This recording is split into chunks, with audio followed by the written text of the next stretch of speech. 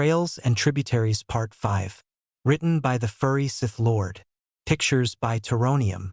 They looked around the hut and saw some blankets on the ground to make up primitive beds for them. There was an empty bucket, presumably for a toilet, and another bucket filled with water and a couple of rags so they could wash up. "I'm sorry," Doxy said softly, and Striped Warrior looked at him. "Sorry?" Striped Warrior asked as he wondered what he was sorry about. "None of this was my idea. I just thought a camping trip would be fun.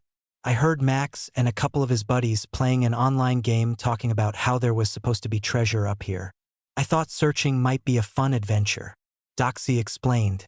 Striped Warrior grabbed one of the beds and began to set it up to make it a little more comfortable. "It's fine. I like camping, and I would have told you off if I wasn't willing to give you a chance," Striped Warrior said. "Why do you hate me so much? What did I ever do to you?" Doxy asked. Striped Warrior sighed, dreading that this moment came up.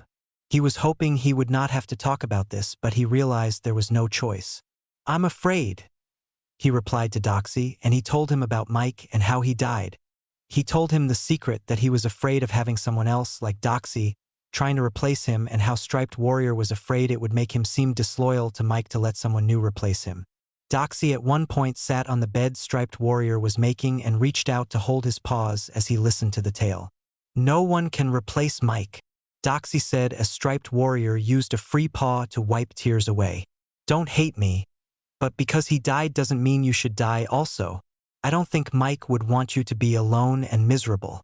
That's why I've been trying so hard to get to know you. You seem so alone and closed off from everyone. You seem like a great guy but too quiet. I'm not a replacement. I'm just here to keep you company until you one day get reunited with Mike. He's watching both of us, and I think he wants us to be friends," Doxy said.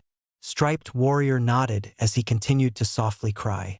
Doxy gave him a hug, and Striped Warrior did not move at first, but after a few seconds he lowered his guard and hugged Doxy back. He finally lowered his guard enough to let go. Doxy held him as he cried it out, and he silently let him. Doxy released Striped Warrior as his crying was ending. He looked at the white tiger with a smile on his face. "I'm sorry," Striped Warrior said softly. "Nothing to be sorry about.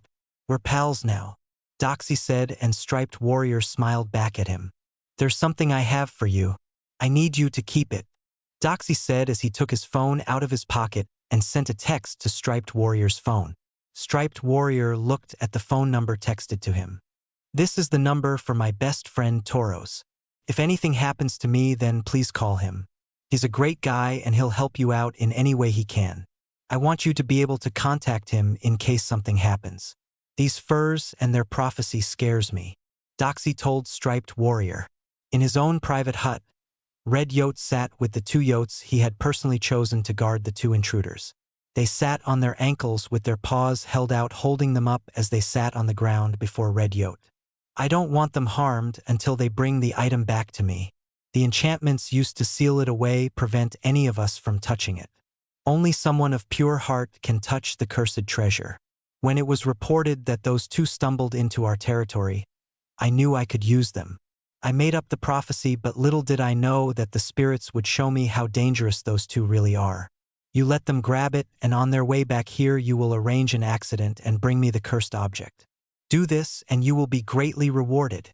I will force the spirits to return your brother's voice to him. If you fail me, you will experience pain like you have never felt before," Red Yote said as his eyes glowed with an eerie red light. This ends Part 5. We hope you enjoyed it. See you next time for Part 6.